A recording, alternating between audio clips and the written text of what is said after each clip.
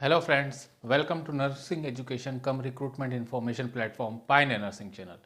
Friends, हमेशा की तरह आज भी इम्पोर्टेंट कंटेंट वाला वीडियो मैं आपके साथ शेयर करूंगा। और इस वीडियो से पहले जितने भी प्रीवियस वीडियोस है उनके ऊपर आपके रेस्पॉन्सेस लाइक्स के लिए हार्टली थैंक्स। और जो भी वीडियो मैं आप लोगों के साथ में शेयर करता हूँ उसे आप ज़्यादा से ज़्यादा सभी लोगों के साथ में, जैसा कि मैं हमेशा कहता हूँ, जो भी स्टूडेंट्स कॉम्पिटिटिव एग्ज़ाम्स की प्रिपरेशन कर रहे हो और जो भी एग्जामिनीज जो कि अपनी प्रोफेशनल एजुकेशन डिप्लोमा हो चाहे डिग्री हो या मास्टर्स इन नर्सिंग हो वो कंप्लीट करके तैयारी कर रहे हो और उन्हें एक अच्छे कलीग एक अच्छे एक्सपीरियंस्ड गाइडेंस की ज़रूरत हो, तो उनके लिए मैं हमेशा यहाँ पे इस प्लेटफॉर्म पे प्रिपेयर्ड हूँ।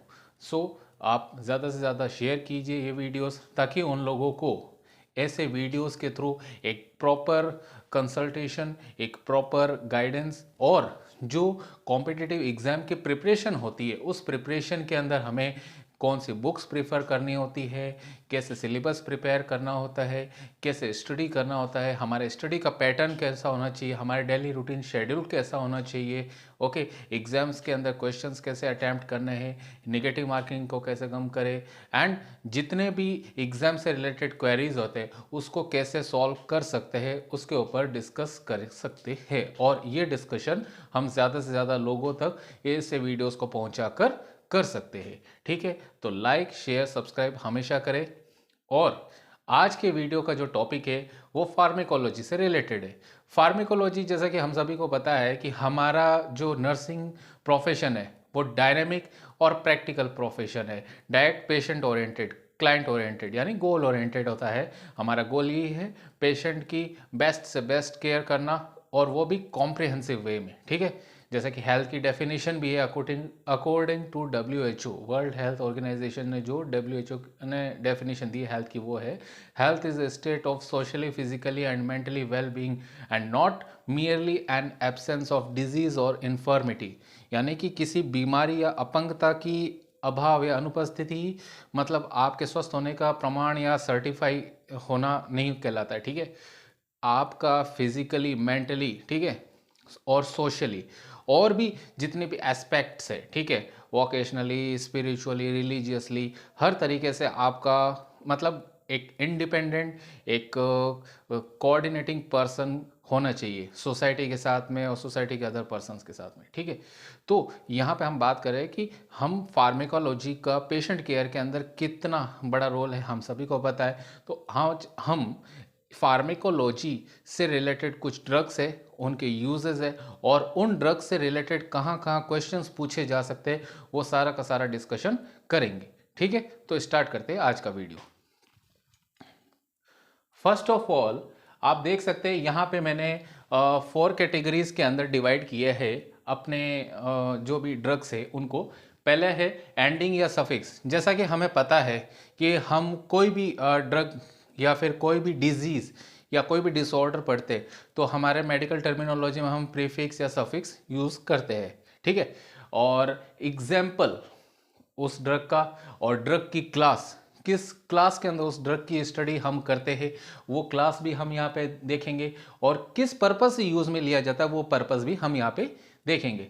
तो फर्स्ट ऑफ ऑल है अफिल, AFIL, जिसका एग्जांपल है सिल्डेनाफिल ड्रग। ठीक है, जो फॉस्फोडाइएस्टरेज इनहिबिटर ग्रुप की ड्रग है और जो इरेक्टाइल डिसफंक्शन के अंदर यूज में ली जाती है। मेल स्टेरिलिटी के अंदर भी इसको मोस्टली यूज में लिया जाता है। ठीक है, तो नेक्स्ट है एसोन, ASONE। ठीक है, बीटा मैथेसोन, ठीक है, डेक्सामेथेसोन। ये क्या है? ये कॉर्टिकोस्टेरॉइड्स है, स्टेरॉइड्स। ठीक है, और स्टेरॉइड्स आपको जैसे कि पता है कि मिनरलोकॉर्टिकॉइड्स, ग्लूकोकॉर्टिकॉइड्स, सेक्सकॉर्टिकॉइड्स, ये कहाँ से सीक्रेट होते हैं? एडिनल कॉर्टेक्स की लेयर से सीक्रेट होते हैं और एडिनल कॉर्टेक्स की भी ये मिडल लेयर से सीक्रेट होते हैं। कौन से? ग्लूकोकॉर्टिकॉइड्स यानी कॉर्टिकोस्टेरॉइड्स, और जो कि इम्यूनोसप्रेसेंट का काम करते हैं, इन्फ्लामेशन को कम करने का काम करते हैं। राइट, नेक्स्ट है एजोल, AZOLE, जिसका एग्जांपल है फ्लूकोनाजोल। ठीक है, एंटी फंगल ड्रग के ये क्लास के अंदर आता है, ठीक है। फंगस के जितने भी इन्फेक्शन होते हैं बॉडी के अंदर कहीं पर भी, उनके अंदर जो ड्रग्स यूज़ में लिए जाते हैं उनके अगेंस्ट वो होती है एंटी फंगल, और ये फंगल इन्फेक्शन को कम करने के काम आती है, ठीक है। नेक्स्ट है बार्बिटोल। बार्बिटोल जिसका एग्जाम्पल है फिनोबार्बिटोल, ठीक है। और ये बार्बिचुरेट ड्रग होती है, ठीक है।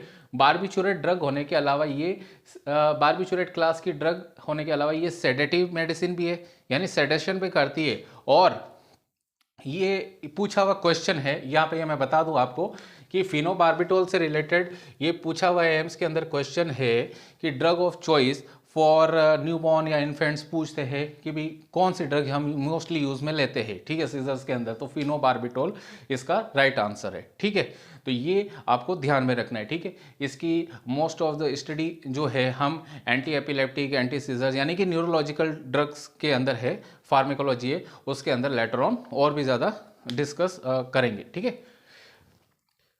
कैन, CAINE, जैसे लिडोकैन, लिग्नोकैन, लोकल एनेस्थेटिक होती है, पेन रिलीफ के तौर पर यूज में लेते हैं, ठीक है। अब ये एनेस्थेटिक एजेंट भी है, तो यहाँ पे मैं बता दूं कि लिडोकैन जो है, लिडोकैन जेली, लिग्नोकैन जेली जो नाम हम सुनते हैं, ठीक है, लोकल एनेस्थेटिक के तौर पर यूज में लेते हैं। अब वो चाहे हम कोई भी प्रोसीजर्स करते हो, ठीक है, चाहे वो हम एंजी ट्यूब इंसर्शन करते हो, चाहे हम फोलिस कैथेटर इंसर्शन करते हो, या बॉडी के अंदर ऐसा कोई भी मतलब ट्यूब्स के इंसर्शन का प्रोसीजर वो करते हो, वहाँ पर हम ये लोकल एनेस्थेटिक एजेंट के तौर पे इस्तेमाल करते हैं, ठीक है।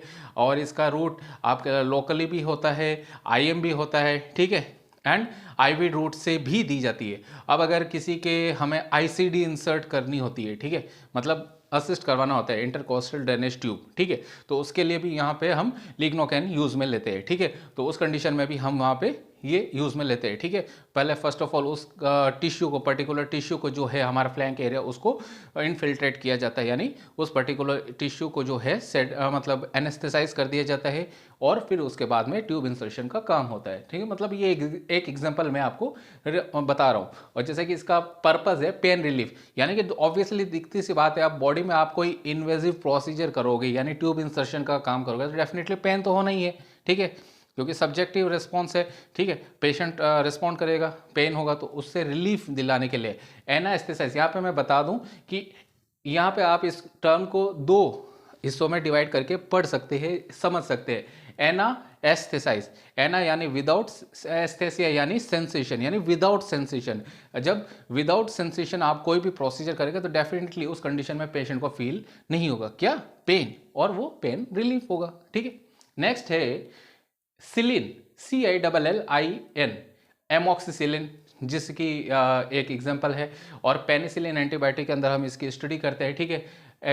एमॉक्सिसिलिन है, एम्पिसिलिन है, ठीक है, ये इसके अंदर हम स्टडी करते हैं, ठीक है। बैक्टीरियल इन्फेक्शन के अगेंस्ट इसको यूज में लिया जाता है, and mostly surgery and surgery disorders, मतलब डिजीजेज है, उनके अंदर इसको इस्तेमाल करते हैं। एमॉक्सिसिलिन पोटेशियम क्लेवुलेनेट का जो कॉम्बिनेशन है ड्रग का इस्तेमाल किया जाता है, 625 mg 1 ग्राम, ठीक है, एंड इंजेक्शन में भी 1.2 ग्राम का इंजेक्शन आता है इसका, ठीक है, जिसे IV रूट से हमें देना होता है, ठीक है। एंड इसके लिए भी हमें इसको एटलीस्ट 10 ml स्ट्राइल वाटर से डिजोल्व करके स्लोली IV देना होता है इंजेक्शन के अंदर। और टैबलेट्स के अंदर तो जैसे मैंने बता ही दिया, 625 mg की टैबलेट आती है, ठीक है, जिसे हम पर ओरली TDS डोज के तौर पर, और अगर 1 ग्राम दे रहे हैं, ठीक है, तो उसके लिए डॉक्टर आपको OD या BD प्रिस्क्राइब कर सकते हैं, ठीक है। नेक्स्ट है साइक्लिन, CYCLINE, डॉक्सीसाइक्लिन। डॉक्सीसाइक्लिन के ये है ड्रग टेट्रासाइक्लिन एंटीबायोटिक ग्रुप की, जो कि वो भी बैक्टीरियल इन्फेक्शन के अगेंस्ट वर्क करती है, ठीक है। अब नेक्स्ट है डिपाइन, DIPINE, डिपाइन, ये इसका एग्जांपल है एम्लोडिपाइन, ठीक है, कैल्शियम चैनल ब्लॉकर ड्रग के अंदर इस्तेमाल होती है। HTN यानी हाइपरटेंशन के अगेंस्ट वर्क करती है, ठीक है। यूजुअली जब भी आपके पास में कैजुअलिटी इमरजेंसी में ऐसे कोई भी पेशेंट्स आते हैं, ठीक है, ये मतलब एक वैलिडेट डेटा नहीं है ये एक प्रैक्टिस बेस्ड मतलब डेटा के तौर पे आप देख सकते हैं, इसको समझिए कि जब भी पेशेंट आता है तो फर्स्ट ऑफ ऑल डॉक्टर अगर मतलब firstly newly diagnosed STN patients होता है, हाइपरटेंसिव इमरजेंसी के अंदर आता है, तो वहाँ पे तो हाइपरटेंशन के लिए फर्स्टली अगर कोई डायग्नोज हुआ, फर्स्ट टाइम अगर कोई डायग्नोज हुआ या फिर लंबे समय से किसी का एंटी हाइपरटेंसिव एजेंट चल रहा है और पेशेंट के रिलेटिव को या पेशेंट उस समय उस पर्टिकुलर मेडिसिन का नाम बताने की स्थिति में नहीं हो, तो first of all doctor usually ये ड्रग प्रिस्क्राइब करते हैं, एम्लोडिपिन 5 mg 10 mg, ठीक है। तो इसको आप मतलब हाइपरटेंशन विद टेकिकार्डिया की सिचुएशन में पेशेंट को दे सकते हैं मींस डॉक्टर के प्रिस्क्रिप्शन के अकॉर्डिंग दे सकते हैं, ठीक है। It's not an official and validated, it's all based on practice, okay. Doctors usually जो देते हैं उसके बेस पे मैं ये बता रहा हूँ अबाउट एम्लोडिपिन ड्रग, ठीक है। एंड नेक्स्ट है amide, EMIDE, furosemide loop diuretic drug है, ठीक है, जो कि एंटी हाइपरटेंसिव एजेंट यानी हाइपरटेंशन को कम करने के लिए और एडिमा कम करने के लिए दी जाती है, ठीक है। अब जैसे कि लूप डाययूरेटिक्स है, अब जैसे इस एक पर्टिकुलर ड्रग की बात करें फ्रोसेमाइड, लेसिक्स ब्रांड नाम आपने सुना ही होगा। लेसिक्स जो ड्रग है यानी फ्रोसेमाइड है, ये काम करता है mainly proximal convoluted tube PCT, loop of हेलने and DCT, proximal distal convoluted tube, ठीक है, इनके ऊपर वर्क करती है। एंड वाटर एंड सोडियम जो एक्सेसिव अमाउंट के अंदर बॉडी के अंदर इकट्ठा हो रखा है यानी एडिमा हो रखा है, एक्स्ट्रा सेलुलर फ्लूइड जो ज़्यादा से ज़्यादा अमाउंट के अंदर बॉडी के अंदर एक्सेसिवली इकट्ठा कलेक्टेड है, उसको ड्रेन आउट करता है, बॉडी से एलिमिनेट करवाने में हेल्प करता है, ठीक है। और इसका जो साइड इफेक्ट है ये भी पूछा जाता है एग्जाम के अंदर लूप डाययूरेटिक और मेनली फ्रोसेमाइड का, वो है हाइपोकैलेमिया, ठीक है। ये भी कॉम्पिटिटिव एग्जाम का क्वेश्चन है तो आप इसे भी ध्यान में रखिए, ठीक है। नेक्स्ट एक तो ये भी है लिडोकैन लोकल एनेस्थेटिक का, ठीक है, जो कि मेनली यूज में लिया जाता है जैसा कि मैंने आपको बताया अभी, ठीक है। और एमॉक्सिसिलिन का भी जैसा कि मैंने अभी आपको एक्सप्लेन किया है, ठीक है। नेक्स्ट है फिनेक, डाइक्लोफिनेक, एसिक्लोफिनेक, ठीक है। ये ड्रग किस में आती है, NSAID ग्रुप के अंदर, non steroidal anti inflammatory drugs के अंदर, जिसका पर्पस होता है पेन इन्फ्लामेशन को कम करना, ठीक है। नेक्स्ट है फ्लॉक्सिसिन, लेवोफ्लॉक्सिसिन एग्जाम्पल है, क्विनोलॉन एंटीबायोटिक का एक ग्रुप होता है, ठीक है, उससे ये बिलोंग करती है ड्रग और ये एंटीबैक्टीरियल एजेंट है, बैक्टीरियल इन्फेक्शन को कम करने के लिए इस्तेमाल की जाती है। अब लेवोफ्लॉक्सिसिन का इन्फ्यूजन या टैबलेट किस फॉर्म में डॉक्टर प्रिस्क्राइब करता है, ये according to patient's condition decide doctor करते हैं, ठीक है। अगर टैबलेट दे रहे हैं तो अभी लेवोफ्लॉक्सिसिन 500 mg की टैबलेट आती है जिसे doctor per orally according to the severity of particular infection OD usually OD prescribe करते हैं, लेकिन अगर जैसे कि मैंने कहा है कि सीवियरिटी ऑफ इन्फेक्शन के अकॉर्डिंग OD या BD प्रिस्क्राइब कर सकता है, लेकिन यूजुअली OD दी जाती है, ठीक है। तो 500 mg की तो टैबलेट फॉर्म में आती है इसकी, एंड इन्फ्यूजन में भी जो है 100 ml का पिगी बैग, ठीक है, जैसा कि हम पढ़ते हैं हमारे कॉम्पिटिटिव एग्जाम्स के बुक्स के अंदर, ठीक है। पिगी बैग यानी 100 ml के स्मॉल क्वांटिटी के इन्फ्यूजन्स आते हैं 500 mg के, ठीक है, इस ड्रग के, तो वो भी इन्फ्यूजन मतलब IV रूट से ड्रग को दे सकते हैं, ठीक है, जिसे ओवर एटलीस्ट 45 to 60 मिनट्स देना होता है, ठीक है, थ्रू IV रूट, ठीक है, स्लोली। नेक्स्ट है ग्लिटाजोन, GLITAZONE, पायोग्लिटाजोन, ठीक है, जो कि एंटी डायबिटिक, जिसे यूजुअली डॉक्टर्स या फिर हम अपनी भाषा के अंदर OHA भी लिखते हैं, ठीक है, यानी ओरल एंटी हाइपरग्लाइसेमिक एजेंट, ठीक है, जो कि क्या फंक्शन है इसका, decrease blood sugar, anti hyperglycaemic agent है। तो ब्लड ग्लूकोज लेवल अगर किसी पेशेंट का नॉर्मल से ज़्यादा है और ठीक है और पेशेंट के सीवियरिटी के अकॉर्डिंग है वो शुगर लेवल को कम करना होता है, तो यहाँ पे इस ड्रग को हम एंटी हाइपरग्लाइसेमिक एजेंट या पायोग्लिटाजोन एग्जाम्पल है इसका, और एंटी डायबिटिक क्लास के अंदर इसको स्टडी करते हैं, ठीक है। नेक्स्ट है माइसिन, ठीक है, एजिथ्रोमाइसिन, इसका एग्जाम्पल है, एंटीबायोटिक है और बैक्टीरियल इन्फेक्शन। अगर पर्टिकुलर इस एजिथ्रोमाइसिन ड्रग की बात करें तो एजिथ्रोमाइसिन जो है 500 mg 250 mg यानी 250 mg की सप्लाई में ड्रग आती है, मेडिसिन आती है, ये टैबलेट, और इसे डॉक्टर यूजुअली जैसे कि हमने कोविड-19 के अंदर भी, ठीक है, जो रेजिम आया था, ठीक है, ड्रग्स का, उसके अंदर इसे भी दिया जाता था। एंड इसे रेस्पिरेटरी ट्रैक्ट, ठीक है, अपर रेस्पिरेटरी ट्रैक्ट इन्फेक्शंस के अंदर, ईएनटी इन्फेक्शंस के अंदर बहुतायत में यानी मोस्ट कॉमनली यूज में लिया जाता है, ठीक है, 500 mg ओडी डोज के तौर पे, ठीक है।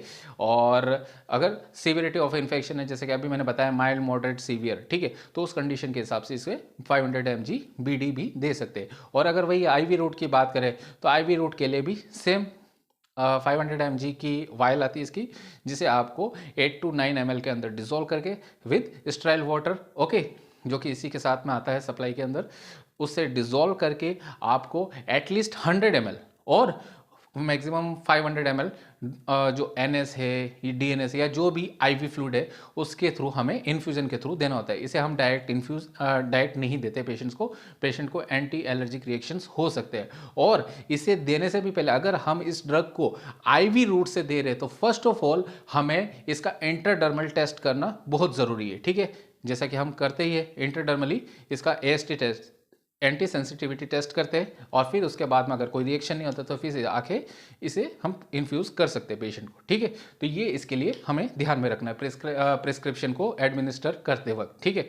जैसे कि हम पहले 5 आवर्स पढ़ा करते थे, अब 10 आवर्स भी आते हैं, ठीक है, लेटर ऑन ये भी बताया जाएगा आपको, ठीक है। Right patient, right drug, right dose, right time, right documentation, etcetera etcetera, ऐसे करके 10 राइट्स हम पेशेंट के रिगार्डिंग देखते हैं, ठीक है। और जैसा कि ओवरऑल कहा भी जाता है कि कोई भी मेडिसिन देने से पहले हमें उसे 3 बार देखना चाहिए, 3 टाइम्स। फर्स्टली जब आप ड्रग की शेल्फ के अंदर हाथ डाल रहे हो कि भी आपने कौन सी ड्रग उठानी है, ठीक है, जो प्रिस्क्रिप्शन में लिखी है वही है या नहीं है, ठीक है। तो आपने प्रिस्क्रिप्शन अच्छे से पढ़ के जब आप शेल्फ के अंदर यानी उस पर्टिकुलर पैकेट को या ड्रग को उठाते हो, ठीक है, क्योंकि जैसे एग्जांपल है पेंटोप्रेजोल ड्रग है, टैबलेट है, ठीक है, या इंजेक्शन फॉर्म में भी आता है। अब पेंटोप्रेजोल टैबलेट भी 40 mg की आती है और प्रोप्रेनोलॉल, ठीक है, वो ड्रग भी 40 mg की आती है। अब अगर थोड़ा सा जैसे कि कहते हैं ना अलाइक ड्रग्स, तो यहाँ पे अगर नाम के अंदर अगर थोड़ा सा कंफ्यूजन हो गया और पेंटोप्रेजोल की जगह जो पेशेंट को आपको मतलब पीपीआई ड्रग इन्फ्यूज करनी है या देनी है, उसी की जगह आपने प्रोप्रेनोलॉल उठा लिया यानी बीटा ब्लॉकर ड्रग उठा ली, तो गड़बड़ हो जाएगी यानी एरर हो जाएगी, ठीक है ना। तो ये हमें फर्स्ट टाइम देखना है। सेकेंड टाइम जब आप उसको पेशेंट की जो ड्रग है उसे प्रिपेयर कर रहे हो उस समय, क्यों, क्योंकि हमें जैसा कि हम पढ़ते हैं जैसे कि हम कम्युनिटी हेल्थ नर्सिंग यहाँ पढ़ते हैं, ठीक है, कि मेन मनी एंड मटेरियल, ठीक है, कि फर्स्ट ऑफ ऑल हमें किसी भी ड्रग को मिसयूज़ करने या फिर उसका ड्रग का जो है उसे ख़राब होने से प्रिवेंट करना है। और पेशेंट के लिए भी गलती से, ठीक है, अगर अब हम अगर पेशेंट के पर्सपेक्टिव से भी देखें तो अगर हमने कोई ऐसी ड्रग डिजोल्व कर दी, ठीक है, बाई चांस, ठीक है, तो वो ड्रग जो हमें लेनी थी उसकी जगह अगर दूसरी ड्रग अगर प्रिपेयर करके हम इन्फ्यूज़ कर दे तो ये वेरी डिजास्टर्स कंडीशन, मतलब एक फॉल्स कंडीशन है और हमारे लिए मतलब एक बहुत ही मतलब जैसे कि मेल प्रैक्टिस के तौर पे हम इसे काउंट कर सकते हैं, ठीक है। तो ये ध्यान में रखनी है। एंड थर्ड वन, जब हम पेशेंट को एडमिनिस्टर कर रहे हो तो उस समय एडमिनिस्टर करने से पहले भी हमें ये देखना है कि हमने जो ड्रग प्रिपेयर की है वो ड्रग यही है जो प्रिस्क्रिप्शन में लिखी है या नहीं है, ठीक है। तो इन 3 कंडीशंस का भी ध्यान रखना है, ठीक है। अब आगे बढ़ते हैं, ठीक है। ओलोल, ठीक है, OL, ठीक है, मेटोप्रोलोल बीटा ब्लॉकर ड्रग्स का एक ग्रुप है, STN यानी हाइपरटेंसिव के अंदर एंटी हाइपरटेंसिव एजेंट है, हाइपरटेंशन को कम करने के लिए दी जाती है। अब अगर पर्टिकुलर मेटोप्रोलोल ड्रग की बात कर ली जाए तो मेटोप्रोलोल ड्रग जो है आपको टैबलेट फॉर्म में भी दी जाती है और इंजेक्टेबल फॉर्म में भी दी जाती है। अब अगर इंजेक्शन की बात करें तो मेटोप्रोलोल जो इंजेक्शन है 5 ml की एम्पूल आती है, 5 mg is equal to 5 mg, ठीक है। तो आपको इसे ओवर 1 to 3 मिनट्स स्लोली देना होता है विदाउट डाइल्यूटिंग, ठीक है। फर्स्ट ऑफ ऑल अगर आप इसको बोलस डोज के दौर पे दे रहे हो तो, ठीक है, ओवर 1 to 3 मिनट्स, ठीक है। और अगर आप इस ड्रग को ओरली दे रहे हो तो ये 50 mg, 25 mg, 12.5 mg, 6.250 mg, मतलब according to patients blood pressure और other vital parameters doctor decide करके लिखते हैं, ठीक है। नेक्स्ट है पाम, जैसे diazepam, clonazepam etcetera etcetera.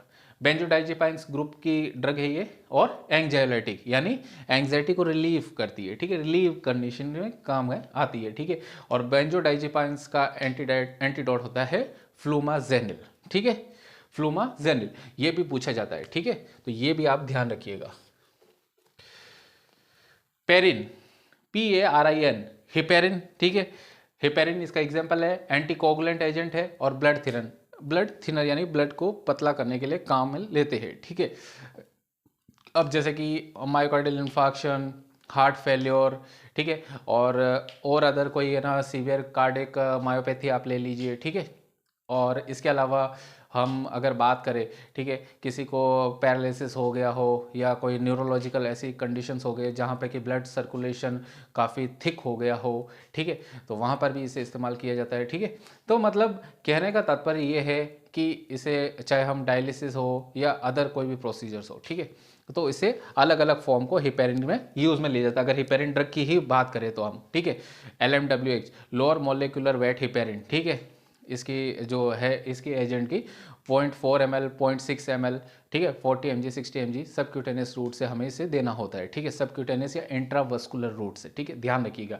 Usually हम जब ये LMWH इंजेक्शन एडमिनिस्टर करते हैं, ठीक है। अब यहाँ पे ये मैं बता दूं कि सबक्यूटेनियस इंजेक्शंस को लेकर भी बहुत सारा कन्फ्यूजन्स, ठीक है, या फिर कहीं कहीं पे किस तरीके से पढ़ाते हैं आई डोंट नो, ठीक है, या समझाते, लेकिन जो हमारी स्टैंडर्ड कॉम्पिटिटिव बुक्स है, मैं क्लियर कर देता हूं, सबक्यूटेनियस इंजेक्शन जो है ऑलवेज, ठीक है, नॉर्मल बॉडी फिजिक वाले पेशेंट्स को हमेशा 45 डिग्री एंगल पे एडमिनिस्टर किया जाता है सबक्यूटेनियस इंजेक्शन। मैं LMWH की बात नहीं कर रहा हूँ, ठीक है, यानी हिपेरिन की बात नहीं कर रहा हूँ, उसे तो हमें एडमिनिस्टर करना ही है सबक्यूटेनियस वे में, लेकिन subcutaneous injection normal body physique body figure वाले पेशेंट्स को हमें 45 डिग्री एंगल पे देना है। लेकिन वहीं पर अगर, ठीक है, ओबीज पेशेंट आ जाता है, ठीक है, यानी जिसका वेट नॉर्मल बायोमेडिक BMR या मतलब जो हमारी बॉडी इंडेक्स है, ठीक है, फिजिक्स के हिसाब से अगर ज़्यादा है, ठीक है, 90 किलो 100 किलो, ठीक है, तो BMI के हिसाब से, ठीक है, बॉडी मास इंडेक्स, तो उसकी कंडीशन में हमें 90 डिग्री एंगल पे सबक्यूटेनियस इंजेक्शन देना है, ठीक है। अब वो चाहे LMWH इंजेक्शन ही क्यों नहीं हो, क्यों, क्योंकि जो इसकी इंजेक्शन की मतलब निडल है, उसकी निडल आपके सबक्यूटेनियस टिश्यू को पेनिट्रेट करने के लिए उस पर्टिकुलर एंगल से वहां तक पहुंचना भी चाहिए निडल के थ्रू ड्रग को। अगर आप 90 डिग्री एंगल पे, ठीक है, उस पर्टिकुलर हिस्से की जो स्किन है या फिर जो टिश्यू अगर उसको आप कलेक्ट करके 90 डिग्री मतलब यहाँ पे अगर 90 डिग्री एंगल पे नहीं देंगे तो वो ड्रग वहाँ तक नहीं पहुँचेगी। आपकी एपिडर्मिस, डर्मिस या हाइपोडर्मिस मतलब हाइपोडर्मिस यानी सबक्यूटेनियस यानी एपिडर्मिस या डर्मिस तक ही रहेगी वो, और वहाँ तक वो नहीं पहुँच पाएगी, यानी देयर इज़ नो यूज़ और purpose, no benefit of that drug, okay. तो ये ध्यान में रखना बहुत ज़रूरी है, यानी सबक्यूटेनियस इंजेक्शन के लिए ये आप डेटा क्लियर कर लीजिए, ये कंसेप्ट क्लियर कर लीजिएगा, ठीक है, और किसी कंफ्यूजन में नहीं रहिएगा कि अगर यूजुअली अगर कॉम्पिटिटिव एग्जाम में ये क्वेश्चन आ जाता है कि सबक्यूटेनियस इंजेक्शन किस रूट से दिया जाता है, तो 45 डिग्री एंगल, ओके, ठीक है। लेकिन अगर 45 डिग्री और 90 डिग्री दोनों ही दिए हो ऑप्शन के अंदर, और पेशेंट को अगर स्पेसिफाई किया हुआ ओबीज पेशेंट है जिसकी BMI बॉडी मास इंडेक्स, जैसे कि मैंने कहा है कि उस कंडीशन के अंदर अगर 90 kg 100 kg या फिर मोर देन नॉर्मल है, ठीक है, तो उस कंडीशन में आपको वहां पे 90 डिग्री ऑप्शन ही चूज करना है, उसमें कंफ्यूज नहीं होना है, ठीक है। तो नेक्स्ट हम डिस्कस करते हैं फाइलिन, ठीक है, PHYLLINE, थियोफाइलिन। थियोफाइलिन मिथाइल ज़ैंथाइन इसकी क्लास है एंड ब्रोंकोडाइलेटर के तौर पे इसे यूज में लिया जाता है, ठीक है। थियोफाइलिन का भी यहाँ पे है कि भी 2 ml की इसकी एम्पूल आती है, ठीक है, 2 ml की एम्पूल को भी इसे हमें स्लोली देना होता है, ठीक है। अगर फास्ट ले देंगे तो उस कंडीशन में पेशेंट की रेस्पिरेटरी ब्रीदिंग रिलेटेड प्रॉब्लम्स हो सकती है, ठीक है। इसे हमें स्लोली मतलब बोलस डोज के तौर पे देना होता है, ठीक है। और अगर टैबलेट फॉर्म में भी दे रहे हो तो टैबलेट फॉर्म के अंदर भी पेशेंट को हमें कहना है कि एटलीस्ट आप 100 ml तक वाटर ज़रूर लीजिए, ठीक है, क्योंकि कोई भी ड्रग है, अगर हम, जैसा कि मैंने प्रीवियस वीडियो में बताया कि 100 to 200 ml अगर आप मतलब कोई भी ओरल मेडिकेशन के साथ में अगर फ्लूइड नहीं लेते यानी वाटर नहीं लेते हैं तो आपको उस पर्टिकुलर ड्रग का एब्सॉर्प्शन होने में दिक्कत आती है, ठीक है, यानी प्रॉपर वे में उस ड्रग को ये एब्सॉर्प्शन का टाइम नहीं मिल पाता है, ठीक है। नेक्स्ट है प्राम, सिटालोप्राम, SSRI ग्रुप की ये ड्रग है, ठीक है। अब एंटी डिप्रेसेंट यानी ये डिप्रेशन को कम करने के काम आती है। अब एंटी डिप्रेसेंट ग्रुप के अंदर बहुत सारी ड्रग्स होती है, SSRI, tricyclic anti depressant, TCS, MAOI, monoamine oxidase inhibitors drugs, ठीक है। तो ये सारी ड्रग्स क्या है, ये सारी ड्रग्स काम आती है डिप्रेशन को कम करने के लिए, लेकिन according to patient's severity level, क्योंकि अब डिप्रेशन भी दो तरह का होता है, न्यूरोटिक और साइकोटिक, ठीक है। तो ये डॉक्टर डिप्रेशन का लेवल, डिप्रेशन का type, okay, and age, sex, ठीक है, ये सब एंड मतलब पेशेंट का मतलब अदर कोमॉर्बिडिटी क्या है, ये सब देख लेने के, सारे फैक्टर्स को स्टडी कर लेने के बाद में ही साइकियाट्रिस्ट, साइकोलॉजिस्ट या फिजिशियन जो है वो डॉक्टर आपके इस पर्टिकुलर पेशेंट के लिए ड्रग प्रिस्क्राइब करते हैं, ठीक है। आप चाहे तो स्क्रीनशॉट ले सकते हैं, फिर उसके बाद में लेटर ऑन अदर ड्रग्स की स्टडी करते हैं।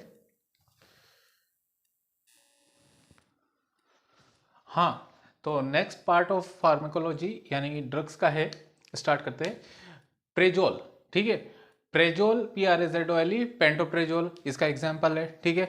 वैसे लेंसोप्रेजोल, ओमेप्रेजोल एंड पेंटोप्रेजोल, एसोमप्रेजोल, रेबेप्रेजोल, ये सब क्या है, ये सब proton pump inhibitors, PPIs class के अंदर आने वाली ड्रग है, जो कि गैस्ट्रिक एसिड लेवल, HCl के लेवल को, एसिडिटी ज़्यादा हो जाने की कंडीशन में, जब पेशेंट के बहुत ज़्यादा पायरोसिस की कंडीशन हो, चेस्ट बर्न की कंडीशन हो, तो उस कंडीशन के अंदर ये दिए जाते हैं।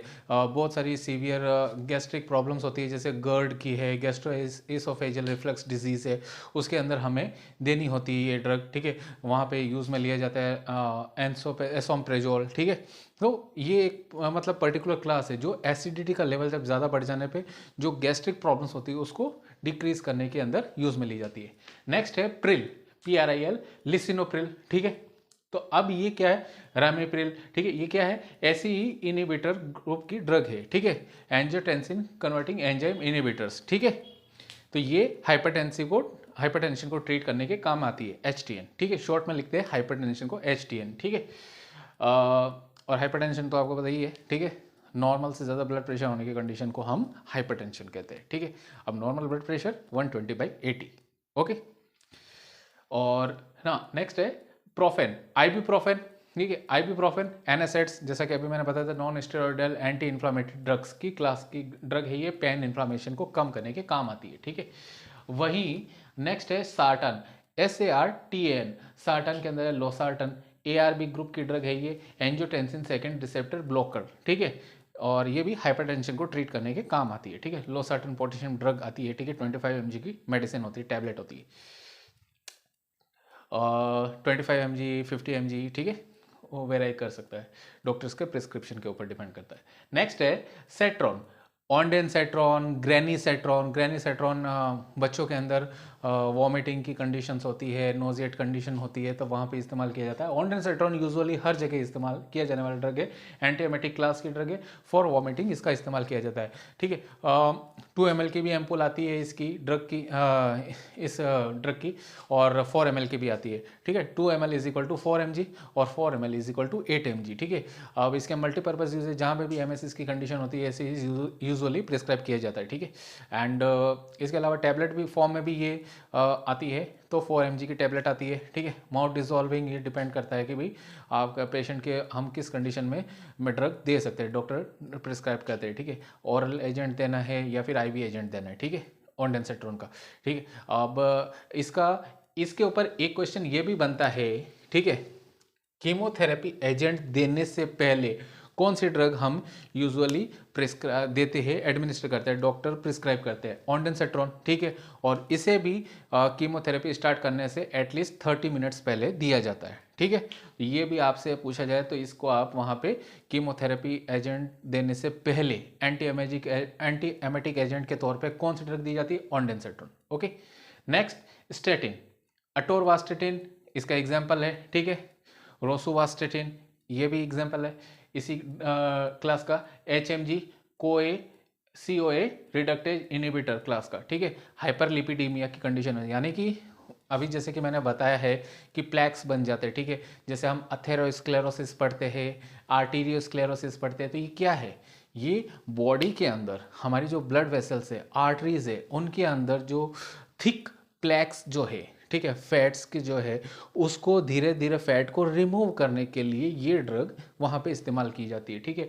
और अलोंग विद दिस ड्रग, ठीक है, ये एंटी हाइपरलिपिडेमिक एजेंट के अलावा, ठीक है, जैसे कोई भी MI का पेशेंट हो गया, ठीक है, हार्ट फेलियर का पेशेंट हो गया, ठीक है, जैसे कोई भी दूसरी कार्डियोमायोपैथी का प्रॉब्लम हो गया और अदर कोमॉर्बिडिटी के साथ में, तो वहाँ पे उस कंडीशन में, ठीक है, और अरिथमिक कंडीशन वाला कोई भी, ठीक है, VF हो, VT हो, आर्टरियल फ्लटर हो, फिब्रिलेशन हो, ठीक है, तो वहाँ पे उस कंडीशन के अंदर लोडिंग डोज डॉक्टर बोलते हैं, ठीक है। यूजुअली ये टर्म आपको सुनने को मिलेगी, ठीक है, अगर आप किसी मतलब फील्ड में काम कर रहे हो, वार्ड में, डिपार्टमेंट में काम कर रहे हो, कि लोडिंग डोज पेशेंट को देना है। तो what do you mean by loading dose, ठीक है। लोडिंग डोज का मतलब होता है anti platelet aggregating agent aspirin 300 plus mg, ठीक है, 325 375, ठीक है, ये हमें टैबलेट देनी होती है। अब वो 75 mg की 4 मेडिसिन मतलब टैबलेट्स के तौर पे दो, या 150 mg की भी सप्लाई आती है, एस्प्रिन देनी होती है।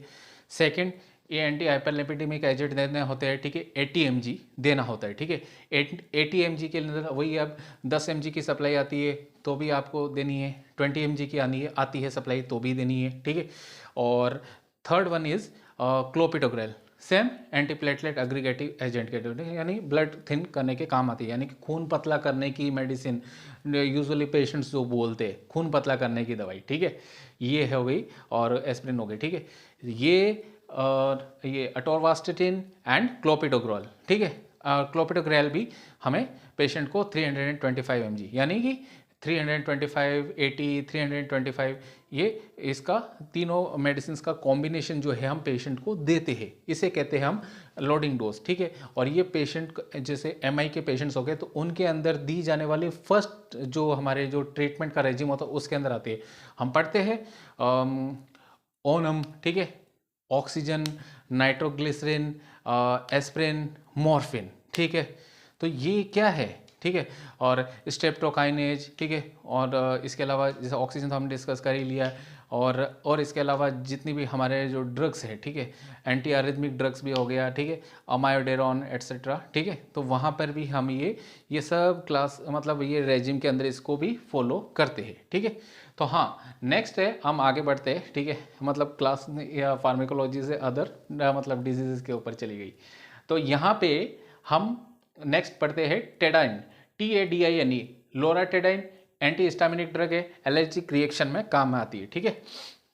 नेक्स्ट है Tyrol, TEROL, एल्ब्यूटेरोल beta 2 agonist drug है, ठीक है। और ये इसका सेम मेन पर्पज़ है, ठीक है, मैं यहाँ पे ये बता देता हूँ कि इसको भी हम मतलब अलग अलग पर्पज़ से यूज़ में लेते हैं, ठीक है। और अल्बिट्रॉल के अलावा थायजाइड, हाइड्रोक्लोरथायजाइड है, थायजाइड डायूरेटिक्स है, ठीक है। थायजाइड डायूरेटिक्स को भी हम मतलब यहाँ पे देख लीजिए, ये इडिमा कम करने के लिए अलावा, ठीक है, एंड पेशेंट के जैसे अदर कोई भी किडनी डिजीज हो गई, किडनी की प्रॉब्लम्स हो गई, उसके अकॉर्डिंग यहाँ पे थायजाइड डायूरेटिक्स का यह डिसीजन, ये भाई कौन सी आपको देनी है, ठीक है, हाइड्रोक्लोरथायजाइड देनी है, थायजाइड के अंदर और भी दूसरी ड्रग है वो देनी है, तो वो एडिमा कम करने के पर्पज़ से और हाइपरटेंशन कम करने के पर्पज़ से दी जाती है, ठीक है। नेक्स्ट है टीडाइन, रेनिटिडिन हो गई, सिमेटिडिन हो गई, ये क्या है, H2 ब्लॉकर ड्रग है, ठीक है। H2 ब्लॉकर ड्रग यानी कि हमारे जो गैस्ट्रिक एसिड लेवल कम करने के लिए जैसे हम PPI यूज में लेते हैं, ठीक है, वैसे ही ये भी ड्रग इस्तेमाल करते हैं, ठीक है। नेक्स्ट है ट्रिप्टान, सुमाट्रिप्टान, एंटी माइग्रेन एजेंट के क्लास के अंदर आती है और माइग्रेन को ट्रीट करने में इसको यूज में लिया जाता है। अब माइग्रेन तो आपको पता ही होगा, ब्रेन के या यूँ कहे कि हमारे स्कल का जो ये एक पर्टिकुलर पोर्शन है उसके अंदर बहुत ही सीवियर हेडेक होना, ठीक है, जिसके साथ में आपकी जो ये ऑर्बिटल कैविटी है, ठीक है, सॉरी ओक्यूलर कैविटी है, ओक्यूलर कैविटी के अंदर बहुत ज़्यादा सीवियर पेन हो, इसके साथ में आपके मतलब क्राइंग जैसी कंडीशन या फिर आंखों से पानी टपकने जैसी सिचुएशन भी हो जाए, और बहुत ज़्यादा मतलब बहुत ही सीवियर इस तरह का एक अलार्मिंग पेन होता हो, ठीक है, और वो भी वन साइडेड यानी यूनिपोलर, बाइपोलर नहीं, यूनिपोलर, एक ही साइड होता हो, तो उस कंडीशन को कहते हैं, उस हेडेक को हम कहते हैं माइग्रेन, ठीक है। उसके लिए हम ये ट्रीट करने के लिए हम ये इस्तेमाल करते हैं, सुमाट्रिप्टन एंटी माइग्रेन एजेंट के तौर पे इस्तेमाल करते हैं, ठीक है। जोसिन VIR असाइक्लोविर एंटीवायरल एजेंट है, ठीक है, और ये भी वायरल इन्फेक्शंस के अंदर काम में ली जाती है। असाइक्लोविर इसकी वायल आती है 250 mg की और 500 mg की, ठीक है। इसे भी हमें 4 to 5 ml स्टेराइल वाटर के अंदर डिजोल्व करके पेशेंट को स्लोली बोलस डोज के तौर पर देना होता है, ठीक है। और ये डिपेंड करता है कि भाई पेशेंट को हम मतलब ओरली भी देना चाहिए, तो ओरली भी है ना, मतलब एंटीवायरल एजेंट्स अलग से बहुत सारे आते हैं, ठीक है, जैसे ओसेल्टामिविर भी है, जिसे हम टेमीफ्लू के नाम से भी जाते हैं, स्वाइन फ्लू के अंदर ही इस्तेमाल करते हैं, ठीक है। तो ये अकॉर्डिंग टू पेशेंट्स कंडीशन है, वो एंटीवायरल एजेंट्स है वो डिसाइड किए जाते हैं, और उसकी पर्टिकुलर हर एक वायरल इन्फेक्शन की अलग अलग ड्रग ऑफ चॉइस होती है, ठीक है। नेक्स्ट है जोसिन। अब टेराजोसिन अल्फा ब्लॉकर है, ड्रग है, ये भी BPH और हाइपरटेंशन को कम करने के काम में ली जाती है, ठीक है। अब यहाँ पे ये इसी ग्रुप के अंदर, ठीक है, मतलब जोसिन के अंदर ही हम एक प्रेजोसिन ड्रग भी पढ़ते हैं, लेकिन वो alpha 1 adrenergic receptor blocker drug है, लेकिन उसका पर्पस भी सेम क्या है, HTN, ठीक है। तो नेक्स्ट है सिन।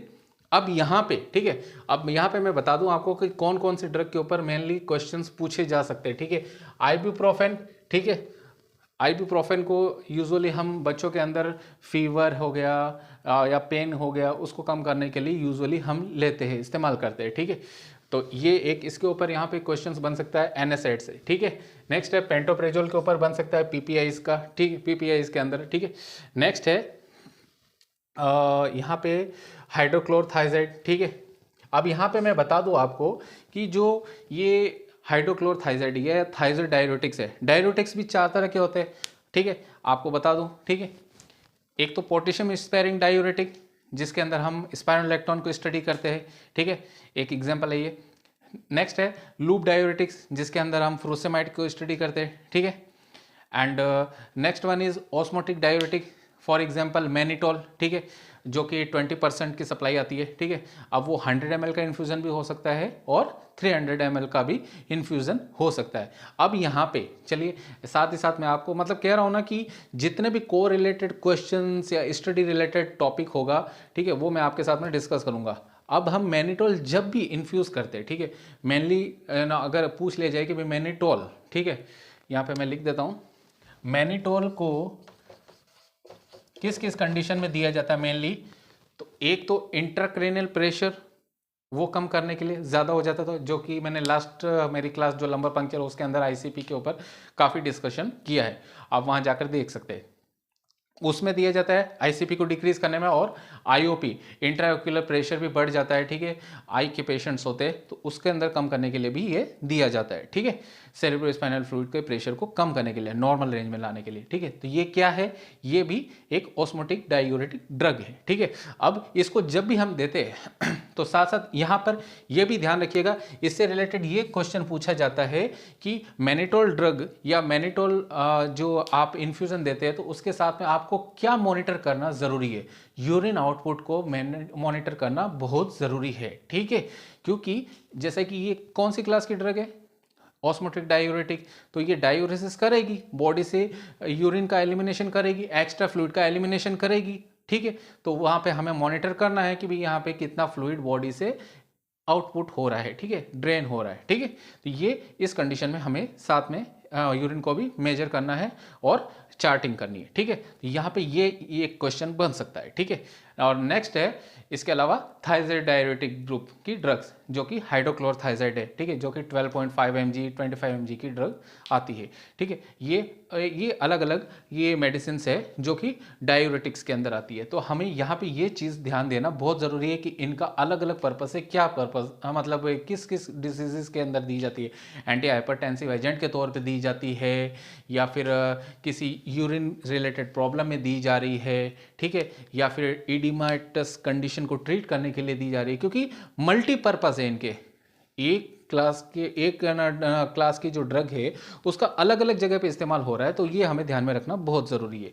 नेक्स्ट है CIN, एमिकासिन, ठीक है, एमिनोग्लाइकोसाइड ग्रुप की ड्रग है, बैक्टीरियल इन्फेक्शन को ट्रीट करने के काम आती है, ठीक है। अब यहाँ पे एमिकासिन या एमिनोग्लाइकोसाइड ग्रुप से रिलेटेड एक क्वेश्चन जो कि मोस्टली हर एग्जाम में पूछा जाता है यूजुअली, कि एमिनोग्लाइकोसाइड ग्रुप की, या फिर एक या दो तीन क्वेश्चन बन जाते हैं, यहाँ पे मैं बता देता हूँ, ठीक है। एमिनोग्लाइकोसाइड ग्रुप की जो ड्रग्स है उनके मतलब इनमें से एनालिस्ट आपके पास में ऑप्शन होगी तो आपको पहचाना होगा। एक तो एमिकासिन होगा, ठीक है, जेंटामाइसिन, इससे रिलेटेड क्वेश्चन पूछ लिए जाते हैं, ठीक है। इसके अलावा, ठीक है, इसको करने से पहले या ये भी क्वेश्चन पूछ लिए जाते हैं कि एमिनोग्लाइकोसाइड्स को एडमिनिस्टर करने से पहले आपको कौन सा ब्लड टेस्ट करवाना या कौन सी रिपोर्ट को आप मेजर करेंगे या ध्यान में रखेंगे। सीरम क्रिएटिनिन, ठीक है, क्या रखेंगे, सीरम क्रिएटिनिन ध्यान में रखेंगे, ठीक है, जो कि 0.7 to 1.4 मिलीग्राम पर डेसीलीटर होती है, ठीक है, ये ध्यान में रखिएगा आप, ठीक है। तो यहाँ पे क्रिएटिनिन की वैल्यू का एमिनोग्लाइकोसाइड ग्रुप की जो कोई भी ड्रग हो उसको एडमिनिस्टर करने से पहले ध्यान में रखना बहुत ज़रूरी है, ठीक है, आपके पास में होनी चाहिए, ठीक है। डॉक्टर इसे देखते हैं, ठीक है, और फिर उसके बाद में प्रिस्क्रिप्शन लिखा जाता है। और इसके अलावा कि ये जो ड्रग्स है 3 डेज का इसका रेजिम होता है, इससे ज़्यादा इसे एडमिनिस्टर नहीं करते डॉक्टर्स, ठीक है, क्योंकि इसके बाद में इसका एक कॉम्प्लिकेशन जो मेनली देखने में आता है और इससे रिलेटेड भी क्वेश्चन आता है, जैसे कि मैंने कहा था 2-3 क्वेश्चन बनेंगे ऑटोटॉक्सिसिटी का, टिनिटस यानी कि अलार्मिंग यानी कि घंटियाँ बजने की आवाज़ सुनाई देती है, ठीक है, पेशेंट्स को टिनिटस जिसे हम बोलते हैं, ठीक है, तो ये इसका एक साइड इफेक्ट है, ठीक है। तो यहाँ पे ये चीज़ ध्यान में रखना बहुत ज़रूरी है, ठीक है, कि एमिनोग्लाइकोसाइड ग्रुप का कौन कौन सा क्वेश्चन यहाँ पे बन सकता है, एमिनोग्लाइकोसाइड से रिलेटेड बन सकता है, इनको एडमिनिस्टर करने से पहले कौन सा टेस्ट किया जाता है, इनको कितने दिन एडमिनिस्टर किया जाता है, और इससे रिलेटेड कौन सी कॉम्प्लिकेशन या कौन सा साइड इफेक्ट पेशेंट जो है आप जब उससे क्वेश्चन पूछोगे या उससे उसका मतलब हिस्ट्री लेंगे तो वह पेशेंट बताएगा कि मुझे ऐसा घंटियाँ बजने जैसी आवाज़ सुनाई देती है जिसे हम टिनिटस बोलते हैं, ठीक है। नेक्स्ट है सेफ्ट्राइक्सोन। अब सेफ्ट्राइक्सोन 3rd जनरेशन सिफिलोस्पोरिन एंटीबायोटिक है, ठीक है। अब सेफ्ट्राइक्सोन को भी अब यहाँ पे मैं बता दूं बैक्टीरियल इन्फेक्शन को ट्रीट करने के काम आती है। अब ये भी सेफ्ट्राइक्सोन अगर इंजेक्टेबल फॉर्म के अंदर दोनों ही रूट से दी जाती है, IV भी और IM भी। अगर इंट्रावीनस रूट से दे रहे हैं, ठीक है, तो अब इंट्रावीनस रूट तो आपको पता ही है 25 डिग्री एंगल पे देना है, okay, do not forget. And IM 90 degree, किसी भी तरह का इंजेक्शन हो IM के लिए 90 डिग्री का एंगल प्रेफर किया जाता है। हाँ, तो यहाँ पे अगर आप IV सेफ्ट्राइक्सोन दे रहे हो तो उसे आप 9.6 ml के अंदर स्टाइल वाटर में डिजोल्व करते हैं, जो कि इस पर्टिकुलर ड्रग के साथ में आता है। और वही अगर सेफ्ट्राइक्सोन IM रूट से अगर आप दे रहे हो तो इसे 3.4 ml स्टाइल वाटर से डिजोल्व करके, ठीक है, 23 या 24 गेज की नीडल के साथ में आपको एडमिनिस्टर करना है। यहाँ पे ये भी ध्यान में रखना ज़रूरी है, मैं बता देता हूँ, मैं कह रहा हूँ ना कि यहाँ पे आपको एक्स्ट्रा और जितना भी प्रैक्टिकल नॉलेज होगा और जो भी क्वेश्चन आप, जैसे कि आपको मैं बता रहा हूँ कि आज जो एम्स का जो कॉम्पिटिटिव एग्जाम के लेवल के हिसाब से पेपर तैयार करने का जो लेवल है इतना बढ़ गया है कि वो प्रैक्टिकल के अंदर जितना भी वो डीप के अंदर जाके क्वेश्चन पूछ सकते वो पूछते हैं।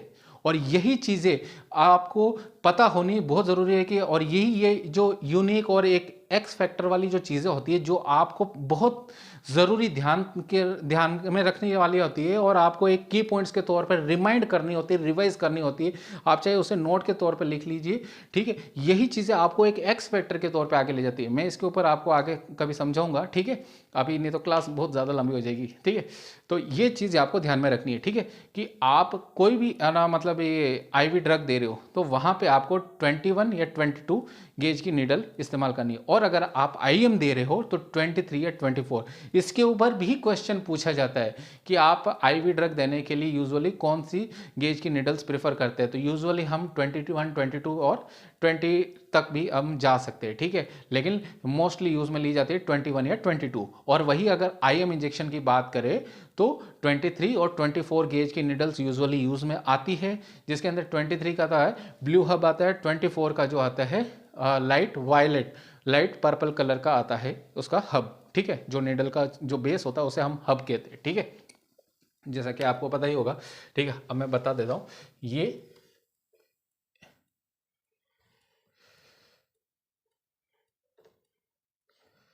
ये तो बेवल हो गया, ठीक है, और ये क्या हो गया, ये शाफ्ट हो गया, और ये क्या है, ये हब, ठीक है। तो ये जो हब है लाइट वायलेट या लाइट पर्पल कलर का होता है। और वही एक एक और इसके अलावा एक एक्स्ट्रा चीज और बता देता हूं कि आईएम इंजेक्शन जो हम ऑयली प्रिपरेशन वाला जो आईएम इंजेक्शन देते तो वो हमेशा 22 गेज की निडल से ही दिए जाते हैं। अब 22 गेज की जो निडल है उसका ग्रे कलर का हब होता है, ठीक है ना। For example anti malarial agent हो गया, ठीक है, एंटी मलेरियल एजेंट हो गया, और मतलब कैल्शियम के लिए क्या अल्फा D3 के इंजेक्शंस हो गए, ठीक है। तो कैल्शियम हम जो जैसे कि देते हैं, ठीक है, कैल्शियम डेफिशिएंसी वाले पेशेंट्स के अंदर ऑयली प्रिपरेशन होती है, ठीक है, और एंटी मलेरियल एजेंट के तौर पे आर्टिमीथर का इंजेक्शन होता है जिसका 3 डेज का रेजिम होता है, ठीक है, 3 दिन लगवाना होता है OD dose by IM route, ठीक है ना। तो ये उसके लिए हम 22 गेज का आईएम निडल 22 गेज की निडल इस्तेमाल करते हैं आईएम इंजेक्शन देने के लिए, ऑयली प्रिपरेशन होता है, क्योंकि 23 और 24 से आप उस ड्रग को बहुत मुश्किल से या कर ही नहीं सकते एक्सपायरेट, ठीक है, ऐसा मानकर चलिए। तो वहाँ पे हम 22 गेज का ग्रे कलर का जो निडल है वो इस्तेमाल करते हैं, ठीक है। और जैसा कि मैंने बताया है कि कैल्शियम डेफिशिएंसी के अंदर भी जो हम ड्रग देते हैं, ठीक है, वहाँ पर भी हमें ये ऑयली प्रिपरेशन के लिए 22 गेज की निडल इस्तेमाल करनी होती है, ठीक है। तो ये मैं बता रहा हूँ, ठीक है। तो यहाँ पे ये चीज़ हो गई, ठीक है। नेक्स्ट है डेजोल ग्रुप की आती है, मेट्रोनिडेजोल हो गई, टिनिडेजोल हो गई, ठीक है। तो ये एंटी प्रोटोजोल एजेंट है और डायरिया डिसेंट्री और जो भी हमारे गैस्ट्रिक इन्फेक्शंस होते हैं, ठीक है ना, उस कंडीशन को ट्रीट में काम में ली जाती है। मल्टीपर्पज ड्रग है, कोई भी जीआई ट्रैक्ट का इन्फेक्शन होता है उसके लिए हम यहाँ पे देते हैं, जो कि डायरिया और डिसेंट्री से रिलेटेड होते हैं, ठीक है ना। अब जैसे मेट्रोनिडेजोल का यहाँ पे मैं बता देता हूँ आपको कि इसकी टैबलेट फॉर्म आती है 400 mg की, और वहीं इसकी जो इन्फ्यूजन की हम बात करें तो इन्फ्यूजन आता है 500 mg का, ठीक है। तो यहाँ पे आपको कंफ्यूज नहीं होना, 100 ml का इन्फ्यूजन आता है इसका, ठीक है, जो कि हम डायरिया के पेशेंट्स में यूजुअली डॉक्टर के प्रिस्क्रिप्शन को एडमिनिस्टर करते हैं पेशेंट के ऊपर, ठीक है ना। और टिनिडिजोल जो मैंने नाम लिया, टिनिडिजोल की भी यहाँ पे 300 ml की आईवी इन्फ्यूजन पिगी बैग आता है, तो उसे भी हम ओवर 1 to 2 आवर्स उसे स्लोली एडमिनिस्टर करते हैं, ठीक है। तो ये रही आज यहाँ पे फार्मेकोलॉजी की क्लास, जो कि आई होप आप लोगों के लिए बहुत ही यूज़फुल रही होगी। और मैंने जितना भी अपना प्रैक्टिकल एंड थ्योरेटिकल नॉलेज है फार्मेकोलॉजी से रिलेटेड आपको यहाँ पे शेयर किया है, ठीक है। इसके अलावा और भी बहुत सारी ड्रग्स है, और भी बहुत सारे इंडिकेशंस है, क्लासेस है ड्रग्स के, ठीक है, जो कि हम अलग अलग इंडिकेशंस यानी कि अकॉर्डिंग टू द प्रिस्क्रिप्शन है पेशेंट को हम देते हैं।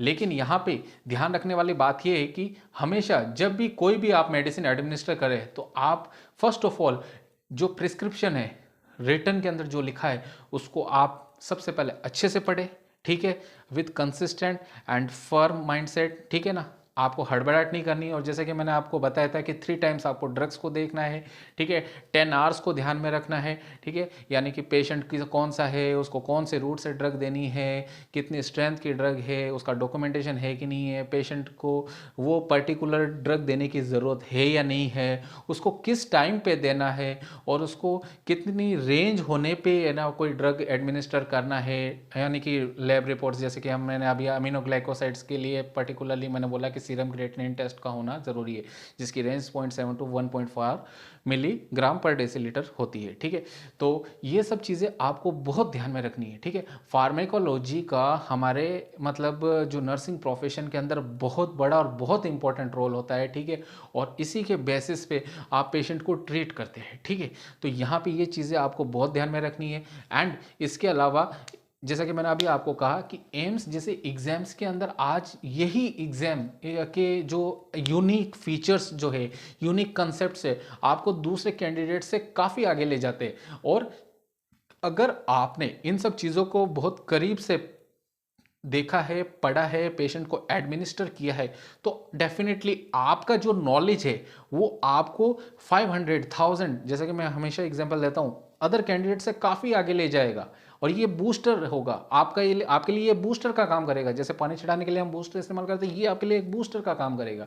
तो हमेशा आपको फार्मेकोलॉजी को इंटरेस्ट के साथ में लेना है। एंड अगर आप, जैसे कि मैं कहता हूँ कि सॉन्डर्स की बुक भी अगर आप पढ़ेंगे, मॉसबी भी अगर आप पढ़ेंगे, तो उनका हर सिस्टम के बाद में, हर सिस्टम के डिसऑर्डर के बाद में पर्टिकुलर उसी सिस्टम का एक फार्मेकोलॉजी का चैप्टर होता है। ठीक है, वो फार्मेकोलॉजी का चैप्टर इसी पर्पस होता है कि आपने बीमारियां तो पढ़ ली, बीमारियों के बारे में सारी नॉलेज भी हासिल कर ली, उसका ये करना है, उसका वो करना है, उसको ये पोजीशन देनी है, उसका ये प्रोसीजर करवाना है, इसका ये सर्जिकल ट्रीटमेंट होगा, उसका ये मेडिकल ट्रीटमेंट होगा, लेकिन कौन सी ड्रग देंगे उस पर्टिकुलर प्रॉब्लम को ट्रीट करने के लिए, उस पर्टिकुलर सिस्टम को ट्रीट करने के लिए, यहाँ पे ये ध्यान में रखना बहुत ज़रूरी है।